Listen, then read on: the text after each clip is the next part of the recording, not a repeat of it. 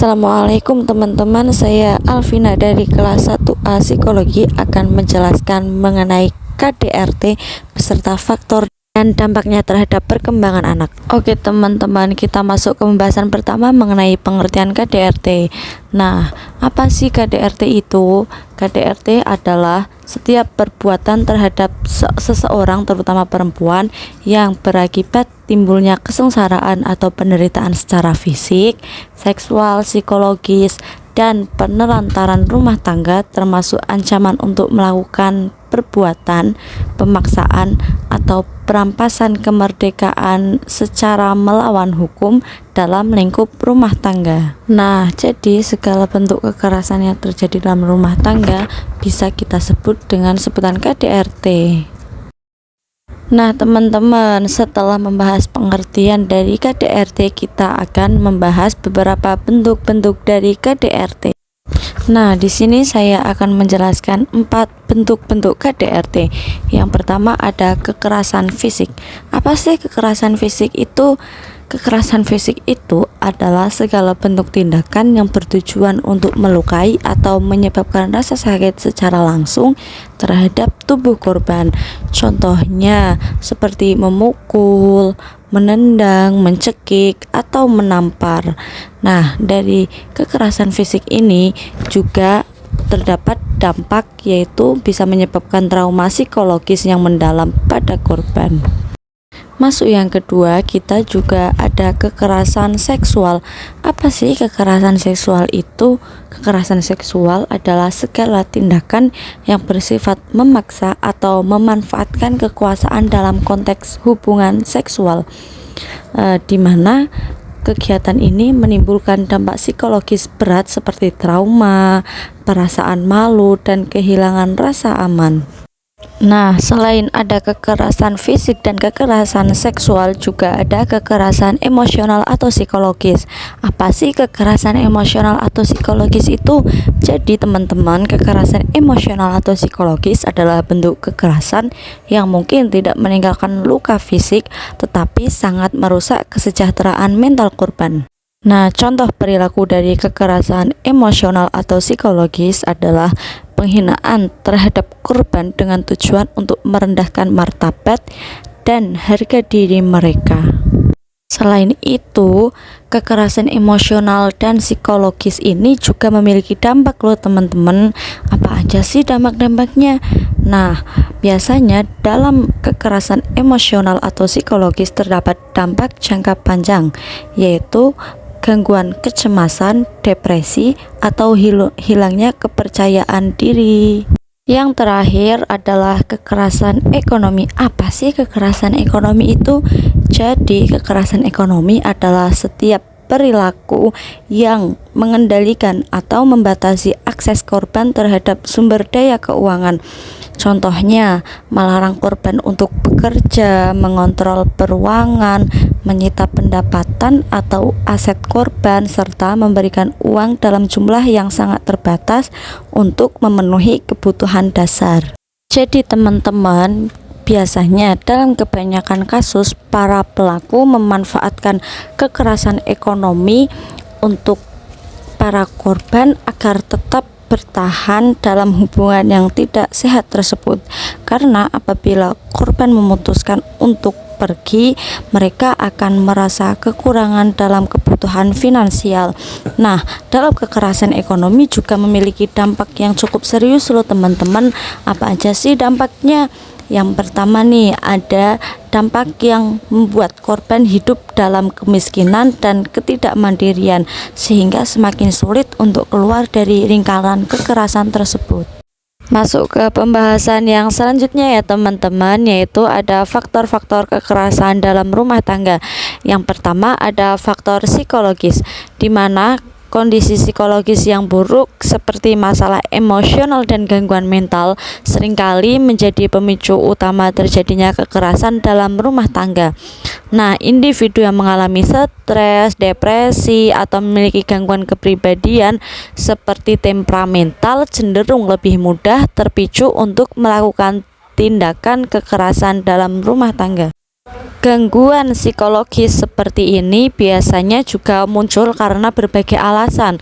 Contohnya seperti trauma masa lalu atau ketidakmampuan mengatasi tekanan hidupnya. Yang kedua ada faktor sosial atau ekonomi. Faktor sosial khususnya keadaan ekonomi yang tidak stabil merupakan salah satu penyebab utama terjadinya kekerasan dalam rumah tangga. Nah, kesulitan keuangan yang terjadi dalam rumah tangga biasanya menimbulkan stres yang intens, dan jika individu tersebut tidak dapat mengelolanya dengan baik, hal ini dapat memicu konflik dalam rumah tangga dan menjadi jalan adanya kekerasan dalam rumah tangga. Yang ketiga adalah faktor lingkungan. Nah, teman-teman, lingkungan itu sangat mempengaruhi kepribadian seseorang. Jadi, apabila seseorang tinggal atau dibesarkan dalam lingkungan yang penuh dengan kekerasan, terus hal-hal yang tidak baik, baik kekerasan fisik maupun verbal maupun emosional, dapat mempengaruhi cara seseorang memandang dan menangani konflik. Jika seseorang tumbuh dalam lingkungan yang kurang baik seperti lingkungan dengan tingkat kriminalitas tinggi atau ketidakstabilan sosial, ia mungkin akan terbiasa melihat kekerasan sebagai cara untuk menyelesaikan masalah. Nah, jadi orang yang hidup dalam lingkup tersebut maka akan menerapkan pola hidup yang kurang baik tersebut pada keluarganya. Jadi, faktor lingkungan itu sangat berpengaruh pada kejadian kekerasan dalam rumah tangga. Nah, selain dari 3 faktor yang sudah disebutkan, di sini masih ada faktor yang keempat, yaitu faktor gender. Ketidaksetaraan gender, stereotip gender, dan diskriminasi berdasarkan jenis kelamin merupakan faktor yang seringkali menjadi pemicu tindakan kekerasan dalam rumah tangga. Dalam masyarakat yang masih memegang teguh pandangan patriarkal, perempuan seringkali dianggap lebih rendah daripada laki-laki. Nah, dari situ para laki-laki pun sering berbuat sewenang-wenang kepada perempuan dan dapat memicu tindakan kekerasan dalam rumah tangga. Yang kelima adalah faktor sejarah keluarga. Sejarah keluarga dengan riwayat kekerasan dalam rumah tangga juga menjadi faktor yang berkontribusi dalam perilaku kekerasan. Seseorang yang pernah menjadi korban atau menyaksikan kekerasan dalam rumah tangga memiliki resiko lebih tinggi untuk mengulang siklus tersebut di masa depan. Trauma masa lalu dari pengalaman kekerasan dapat membentuk pola perilaku agresif yang berkelanjutan. Nah, yang terakhir nih teman-teman, ada faktor yang namanya faktor eksternal, di mana campur tangan dari pihak ketiga juga dapat memicu terjadinya kekerasan dalam rumah tangga. Kehadiran orang lain yang ikut campur dalam urusan rumah tangga seperti keluarga besar, teman, atau bahkan tetangga bisa memperkeruh situasi. Bukannya memperbaiki situasi, tetapi bisa memperkeruh situasi. Kita akan membahas dampak KDRT pada proses perkembangan anak. Yang pertama, pada bayi usia 0-2 tahun. Apabila bayi pada usia 0-2 tahun mengalami kekerasan dalam rumah tangga, maka bayi tersebut akan mengalami ketergangguan kelekatannya dengan kedua orang tuanya.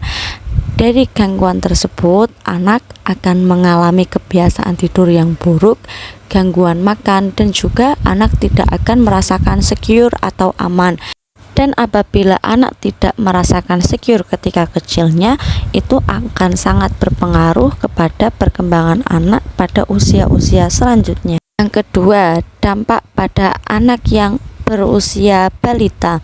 Nah, anak yang usianya sudah memasuki usia balita apabila mengalami kekerasan dalam rumah tangga, maka anak tersebut akan merasakan regresi, yaitu mengalami kemunduran seperti speech delay atau keterlambatan berbicara, dan juga tidak bisa mengekspresikan emosinya secara baik.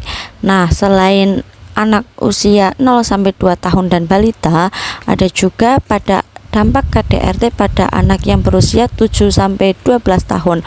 Apa sih yang akan terjadi kepada anak yang berusia 7-12 tahun ketika mengalami KDRT? Jadi pada anak usia 7-12 tahun yang mengalami KDRT akan melukai self esteem anak, di mana hal tersebut akan berdampak pada perkembangan anak, berupa anak yang seharusnya sudah memiliki rasa percaya diri, akan tetapi anak tersebut belum memiliki rasa percaya diri dan selalu merasa minder yang berlebihan. Yang terakhir juga ada dampak kekerasan dalam rumah tangga pada perkembangan remaja.